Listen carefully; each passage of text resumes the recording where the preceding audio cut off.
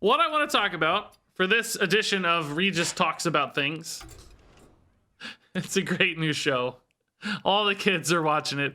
Regis Talks About Things. What we're going to talk about this time are cards that I'm going to miss. Rotating cards that I think have had a really cool, fun, or positive impact on the game and will soon be rotating out of standard format, and that's going to make me very, very sad. We previously talked about cards I won't miss, cards I hated. But for this time, it's cards I'm going to miss. And I want you guys to share your thoughts on these. And are you going to miss these cards, or do you hate them? So number one, it's got to be Rattlegore. This is in no particular order, but number one is Rattlegore. Rotating out with Scholomance, of course. And this is like my favorite kind of Hearthstone card, right?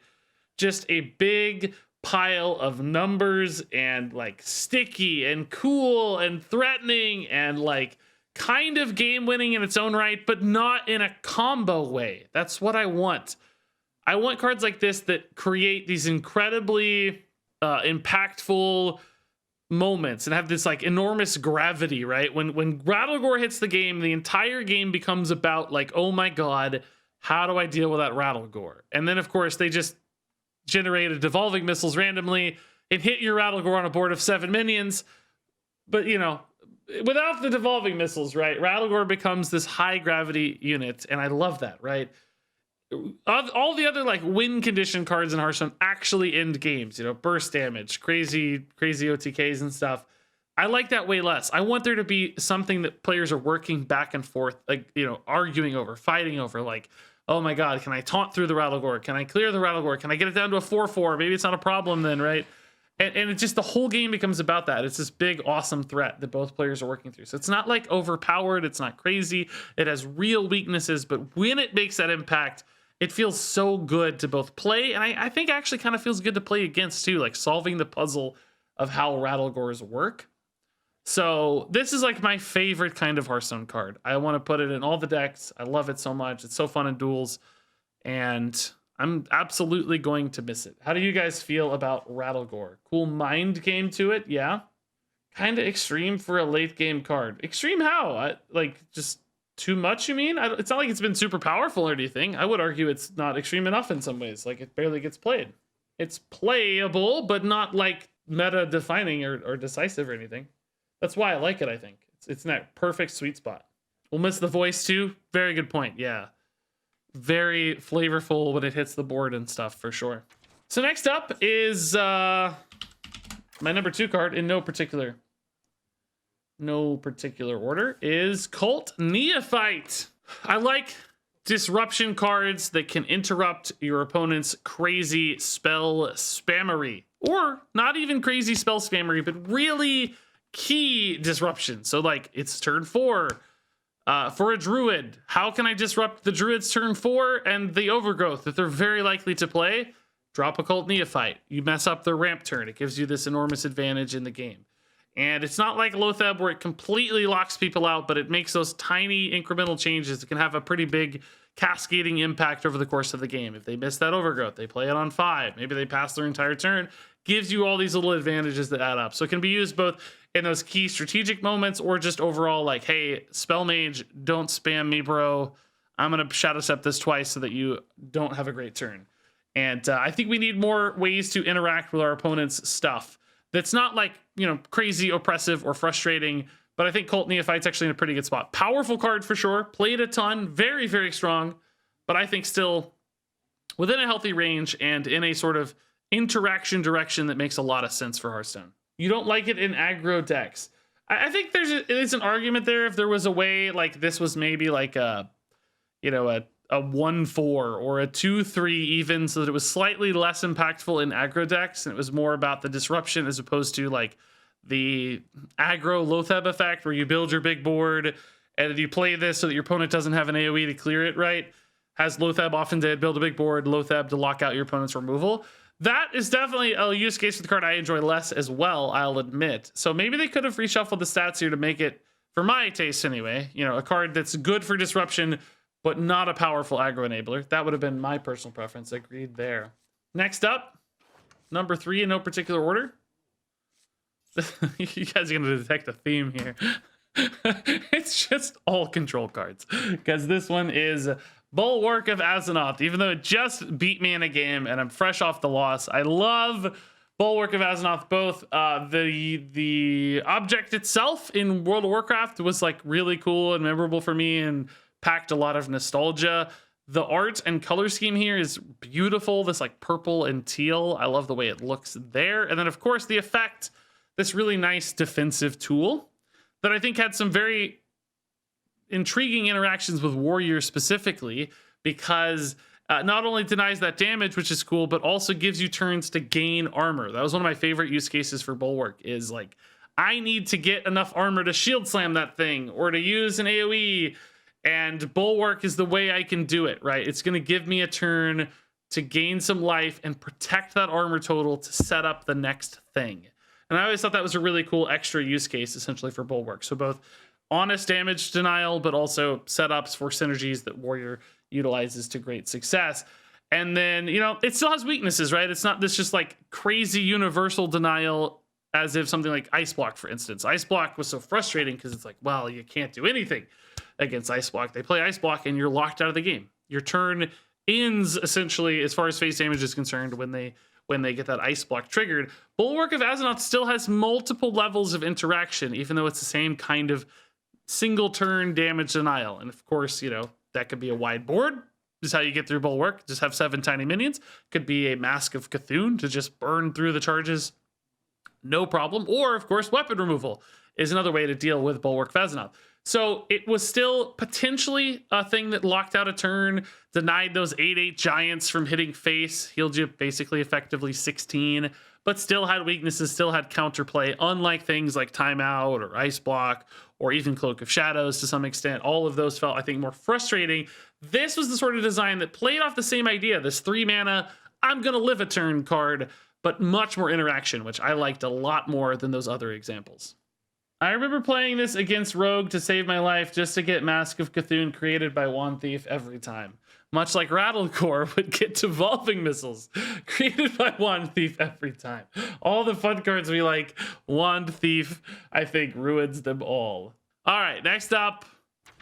Next rotating card I'm going to miss. This one I have a little less to say about. Those other ones I kind of had some stuff queued up, but it's our buddy Yogg. Yogg, take the freaking wheel.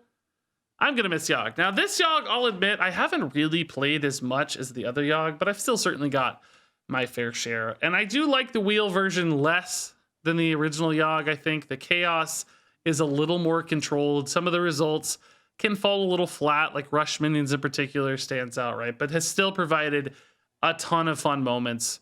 Has some great potential to swing games in your favor, outright steal games with Pyroblasts. So all in all, still very much a highlight reel sort of card that for me, you know, great as a content creator, but also as a Hearthstone player. I just like these kinds of things. Big, crazy legendaries doing absurd things is fun for me. And some people will hate the RNG. Some people will claim, you know, it steals games. I think that's good in small doses in Hearthstone. And this isn't a card that was dominant in the meta. It wasn't played a ton, actually much less than the original Yogg. So I think it landed in a healthy spot from a playability standpoint. So still fun, exciting, created crazy moments, but not oppressive, not problematic, I guess I would say. Yogg is too cheesy. Can get out of any state of game. Yeah, I mean, that's true, but I think that's okay for 10 mana cards, right? I think that's fine to have a 10 mana bomb. Like you're assigning some risk to your deck with Yogg because he sits in hand dead for a long time sometimes. And I know that as players, that's hard to have visibility to when you lose to that Yogg, right? Because it's like, oh, well, the Yogg stole the game. But, you know, they had worse plays the entire game very often if that Yogg was in hand, right? They're missing a card. They're missing choice. So they're paying a little bit of a tax over time for that Yogg. Or maybe they had to run extra spells in their deck, and that's inefficient for some reason or another, right? So the tax that's being paid isn't quite as visible as the result, but I like to think it's still fair and balanced because it's not like it was getting played in every deck, right? It was probably fine. You just have to kind of lose here and there. N'Zoth was more fun build around, though. Well, lucky for you, N'Zoth is also on my list. Let's talk about N'Zoth next then. This was originally going to be number 9, although they're in no particular order. So let's move him up to number 5. N'Zoth, God of the Deep. I think you got it exactly right. This was fun because you got to build around it without, committing your entire deck to the game plan. But very often we'd be building a deck with stuff we just liked. Oh, this Moarg with a bunch of armor gain. And, oh, we need to run Alexstrasza because she's a good dragon. And then you're like, oh, wait a minute. I've already got a few cards for N'Zoth. Maybe I get that Mutanus in there. And it's like, boom, N'Zoth deck out of thin air, right? And I had a random Moonfang in there. Oh, yes, okay. N'Zoth is amazing now. I love those moments. And it happened all the time where we weren't even really planning it, but N'Zoth became this good fitting piece that could be this sort of finisher for our deck. It's not, again, a game-winning sort of finisher. It's not a big crazy burst OTK combo. It's just value. It's a bomb. It's threats. And that's good Hearthstone to me. I want stats on board. I want minions interacting. N'Zoth, again, is perfect for that. And it comes with that cool deck building upside that makes it really fun, finding all the pieces that might fit together. And there's still that little bit of randomness sometime. Am I going to get the Localar, or am I going to get the Mountain Giant, to quote an example from earlier tonight? Like, that can make a big difference for how games unfold. So still a little bit of mystery in the box as well, which I think is really, really fun. I really wanted Menagerie Warrior to take off, but this is still cool. Yeah, the Menagerie Warrior definitely had some good pieces, like the armor gain mech guy, Scrap Golem, or whatever he's called, I think, but never quite got there. I mean, we played it a lot to moderate success, but never actually really all that meta. Oh yeah, and Quillbores were fun, yes. Quillbores really got added for the sake of Battlegrounds, and they were like, well, we might as well tag all the Quillbores in Standard, which made a relevant change for N'Zoth with things like Plague Maw and the 3-drop Cultist Quillbore as well. That was a fun extra little life that N'Zoth got halfway through his release. But yeah, N'Zoth is great. I also love both N'Zoth as well. I like pretty much all the old gods, I think. Except maybe the original Yasharaj did some kind of broken stuff with Res Priest. All right, this next one's a little weird. This is probably not one you're going to expect to hear from me. And I don't even know if I like the choice, but I'll explain my logic. So Imprisoned Phoenix is on my list. And this could have been a couple number cards, but I really just wanted to talk about the dormant mechanic. I actually kind of liked the dormant mechanic because it added some interesting skill testing moments to Hearthstone. Essentially, you have to make decisions about when to play these sorts of things to line up the payoff correctly. And I looked at other examples I liked as well, like the Homunculus and Priest. I liked the Rush minion and Neutral, right? Those were both fun, but they didn't really have that timing component to them as much. Those you often just wanted to play as soon as possible. There weren't a lot of reasons to hold them in hand. Whereas with Imprisoned Phoenix, it had this real decision-making baked into it where you had to time it well if you wanted to get full use out of it. And sometimes in a lot of games that would be as soon as possible, but other times you had to wait to kind of build up that key burst damage moment, for instance, or line it up with some card draw, for instance, off your studies. So, not studies, what's it called? Cram session, just to line up a cram session. And I thought that was a little more interesting for Phoenix. But adding those skill testing moments, putting cards like this with a powerful spell damage upside that's efficient for 2 mana, but creating that delay, creating that build up, and the tension that it creates for your opponent, where they know that Phoenix is going to be coming up very soon. And how do I prepare for that situation? That's good back and forth Hearthstone, right? Where everybody's got decisions to make and strategies to consider. So was it too powerful? I don't think so. It got played some, but it never seemed like completely oppressive or anything. So a skill testing, interesting mechanic card like Prison Phoenix, not one I played much at all. I didn't use a lot of Phoenixes, but I can respect the design of this card a lot, even if I don't particularly play it personally. I hated this generated by studies, but when played on the deck has a cool timing thought process. Yeah, exactly. Random generation for cards like this can always create surprise problems, but also love the art. Yeah, it is a cool piece of art. The mage one was also similar. Yeah, that's true. That would have been another good example. That one is a mage one as well, but the Imprisoned Observer is another good dormant example that kind of had the same idea.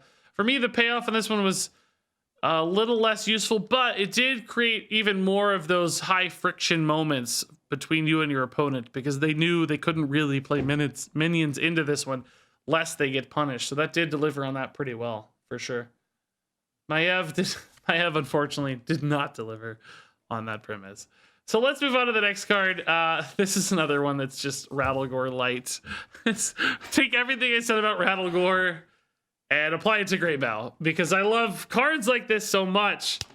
And Greybough in particular, dude, gave us so many fun moments. Those just crazy, endless Greybough boards with like double death rattles and all these absurd resummon synergies that exist. That's to me like prime Hearthstone. I don't know if it gets any better than that. Just summoning 100 freaking Greyboughs over and over again. You're barking up the wrong tree, dude. I'm gonna miss that. I'm gonna really miss that. That's my favorite kind of thing, to shut down opponents with Greyboughs. Devolving Missiles again. Yeah, again, another card that's just ruined by Devolving Missiles. All right, next up. I saw a couple of you mention this one earlier. I'm glad I wasn't alone. I'm surprised this made anybody's list, but Wandmaker made my list. I think this is just a really good Hearthstone card. It's super simple. It's not too powerful, but it's also universally useful. So many decks ran this, right? It was one of those cards that had shockingly high play rates across the meta. Particularly, I think Priest used it to great success because they had a ton of great one-mana spells like Renew and Draconic Studies in the Barons meta specifically. But that wasn't it, right? Everybody ran a lot of Wandmakers, but I don't think it ever felt too good or too crazy. Very fair stats. The value that it generates and the randomness that it generates could sometimes be problematic in other designs, but it's capped. It's a 1-mana card, so you know that it's not going to be anything too crazy or too random. And when the opponent's seeing it happen, they have a list in their head like, okay, these are the like 5 or 6 1-mana cards that might have gotten, and these are the problematic ones, and I have to be mindful of Devolving Missiles yet again. Another card generating Devolving Missiles. And the reason it felt bad in Priest, of course, is because the cards it gave Priest in Draconic Studies and Renew, they opened up the randomness box even larger, because those both generated additional random resources and created a chain of randomness. But that's not really Wandmaker's fault so much as Priest's fault in the Barons meta. That's why Renew got nerfed to 2 for a while, if we recall. I just thought it was a really nice, simple design. Flavorful for the expansion, fit for a ton of decks, but still well within reason. That's a good Hearthstone card in my book. This card is goated. Super flexible people will miss this card. Yeah, it's one of those cards where if you got 4 slots left in your deck and you're trying to fill in with the last few cards, Wandmaker always pops up as a reasonable solution. It's like, yeah, we could toss in a Wandmaker. That works. That's fine. You'll never guess what's next. Another control card, Armor Freaking Vendor. It's 1 mana, gain 4 armor. That's what I like. I like cards I could play that make games last longer, and I could be greedier and more control oriented and more value oriented. Armor Vendor allows you to fill in your curve in the early game while still playing towards those greedy late game strategies. That's the Hearthstone that I enjoy. So I will absolutely miss cards like Armor Vendor. And this one ended up being good. Lots of decks actually played this to a viable level, which surprised me. I thought it was going to be a card I played a lot, but nobody played a lot. But it got played a fair bit in actual real life Hearthstone. And I'm worried we're not going to get a card that's quite as good in this slot. You know, we had this sort of zombie chow cards of old where you get this early minion down to contest early boards. We've had, what was it? Mistress of Mixtures that had some healing in an early body. But in a lot of ways, Armor Vendor was my favorite because Armor Synergies and Warrior got nice for it. And also, you could play it on 1 and it still gave you the upside. Whereas a card like Mistress of Mixtures, the heal would get lost sometimes if you played it immediately on curve. Because this was armor instead of health being restored, I think that went a long way. Armor Vendor reminds me of the project cards from Boomsday. Did you like those cards? I did, yeah. Particularly the gain 6 armor one and give everybody weapons. The kind of symmetrical project cards. That was a cool design, yeah. Those were very intriguing for sure. Anyway, great control card. So I think last on my list is this guy. What do you know? I swear, by the way, I really tried to not just pick a bunch of like greedy value cards. I was like, Cult Neophyte, you know? Oh, Wand Maker, yeah. But ultimately, I like value cards and I like greedy cards. And again, Rustwix is perfect for that. I want games to last long. I want them to go to fatigue, right? So I can get extra prime legendary minions. I like big legendaries. And primes are like the biggest, coolest legendaries. I thought all the primes were really fun. So a way to get extra versions of those, awesome. And then, you know, shuffling a bunch in with Tamsin's Phylactery over here. That's Deck of Chaos. But you get the idea. That was awesome too. Yeah, I think that's my list. Another value card. So I'm curious what cards you guys are gonna miss. What do you think's gonna change Hearthstone when it's gone? What is gonna be most influential to lose? Potion of Illusion, Lorekeeper Polkelt. That's a good example. I like Polkelt. Lets us play to very specific strategies. I also revealed this card, so that was fun. Lothraxian, that's cool. Swindle and Cthulhu. I thought about Cthulhu a lot. Soul Mirror for Priest, sure. Soul Mirror is a fun removal card. Lets you kind of mess with your opponent's stuff. Get copies of it. That can be very enjoyable. Poison Scorpion, Venomous Scorpion. Is that rotating? I thought that was Barons for some reason. Yeah, that is. It's not rotating, dude. that's around. It's Barons. It'll be here. Don't worry. Blood of Gahoon. Yeah, I never really played that much Blood of Gahoon. It's a pretty cool card, though. Big, crazy, spiteful kind of thing. Yeah, I don't know if spiteful's the right word, but recruit kind of thing. Elemental synergies for N'Zoth. This is one we probably should have played more. It's really cool. Gonna miss Libram package. Wow. Yeah, I think most people are kind of tired of Librams at this point because they've just been good so long, but I liked it initially from a flavor standpoint. It felt like a really cool way to play Paladin. So there's a lot I like about Librams. Just been around a little too long, I think. You're going to miss Spellburst. That's a good example. Just overall the keyword, yeah. Spellburst was a great keyword, actually. A lot of powerful cards. Which doesn't happen for a lot of keywords, right? Frenzy hasn't been the biggest hit. But Spellburst was a good, powerful keyword. Pinflinger in particular. Oh my god. So good. Played endlessly. But beyond that, there were other great examples too, right? These are all decent cards. Pretty good cards. Allura got nerfed. Great examples. It's going to be a totally different Hearthstone world for sure. I think Skullomance was such an influential expansion. So many good cards. As you go through the Skullomance list of cards, it's just endlessly good cards, right? It's going to be weird building decks like always. Anyway, I think that wraps it up for my discussion on the cards I will miss most. Pretty nutty stuff to think about. But we'll make it work. Lots of new cards to replace them is always a fun time. Yeah, that was it. That's my video, I think.